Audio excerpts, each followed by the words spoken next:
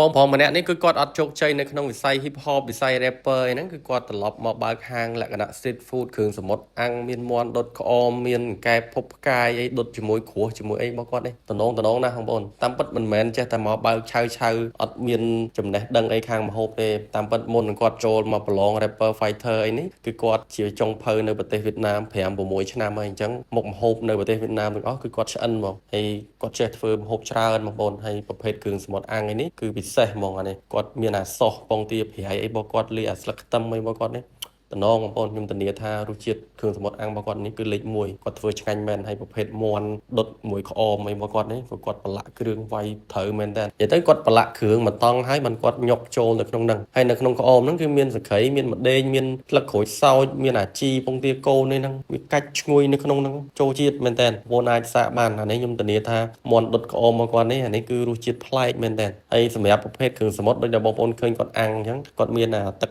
ខ្លាញ់មានលឹកខ្ទឹមអីបើគាត់ដាក់បន្តិចអញ្ចឹងទៅគាត់មានសោះពងទាប្រៃហើយគាត់បន្ថែមជាមួយនឹងខ្ទឹមពងមានសណ្តែកដីអញ្ចឹងមកហើយគាត់មានប្រភេទស្កាឡាប់មានខ្យងផ្លិតមាន oyster គាត់មានអាខ្យងសណ្តែកដីហ្នឹងដាក់មួយចានអញ្ចឹងមកអូជាតិមែនត្រូវជាមួយនឹងអារសជាតិទឹកជ្រលក់ពណ៌បៃតងរបស់គាត់អាទឹកជ្រលក់នេះគឺដាក់ជាមួយអីហ្នឹងក៏ត្រូវដែរដាក់ជាមួយនឹងកែបភពផ្កាយរបស់គាត់នេះក៏ត្រូវទៀតហើយកែបរបស់គាត់នៅនេះគឺគាត់ប្រឡាក់គ្រឿងវាយគ្រឿងច្បល់គ្រឿងឲ្យចូលជាតិដូចបងប្អូនឃើញចេះហើយបានគាត់យកមកចាក់ដាក់ពីលើថ្មដែលគាត់កម្ដៅបងប្អូនគឺគាត់យកអាថ្មគ្រួសហ្នឹងយកទៅដុតនៅលើភ្លើងកម្ដៅហើយចាក់ដាក់ក្នុងឆ្នាំងហើយដាក់កែបចូលមកក្នុងហ្នឹងមកចាក់ប៊ីយ៉ាចូលមកកំប៉ុងមកបងប្អូនគ្របទុកតែប្រហែលជា5នាទីគឺឆ្អិនមកដកមកគឺឆ្អិនកែបហ្នឹងហ្មងញ៉ាំមួយទឹកត្រីរបស់គាត់ហ្នឹងជាតិទៀត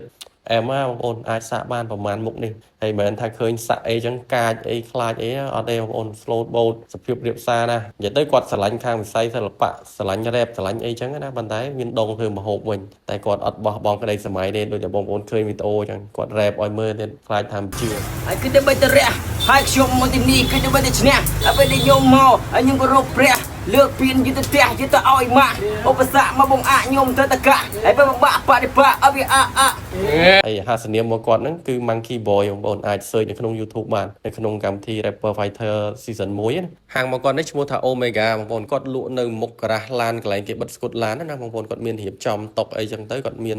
តូបរបស់គាត់មួយសម្រាប់គាត់ចំអិនម្ហូបគាត់មាន display គ្រឿងសមុទ្រគ្រឿងអីចឹងមកហើយកន្លែងរបស់គាត់លក់នេះគឺជាទីតាំងមួយដែលគេបិទស្គុតឡានពេលថ្ងៃទេពេលល្ងាចគាត់រៀបចំហាងរបស់គាត់លក់នៅក្នុងហ្នឹងហើយសម្រាប់ទីតាំងរបស់គាត់គឺនៅម្ដុំខាង stop ទេផនបងប្អូនចាំខ្ញុំដាក់ទីតាំងព័ត៌មានបិទនៅក្នុង comment ជូនបងប្អូនដែរសម្រាប់បងប្អូនដែលចង់ទៅសាកម្ហូបរបស់គាត់ហើយខ្ញុំធានាមែនប្រភេទគ្រឿងសមុទ្រអាំងរបស់គាត់អែមសហើយគាត់លាយគ្រឿងត្រូវទឹកជ្រលក់គាត់ឆ្ងាញ់ទៀតបងប្អូនអាចទៅសាកអ្នកនរគ្នាបានអញ្ចឹងខ្ញុំមានតែប៉ុណ្្នឹងទេដើម្បីចែកម្លែកអរគុណបងប្អូនជំរាបលាបាយ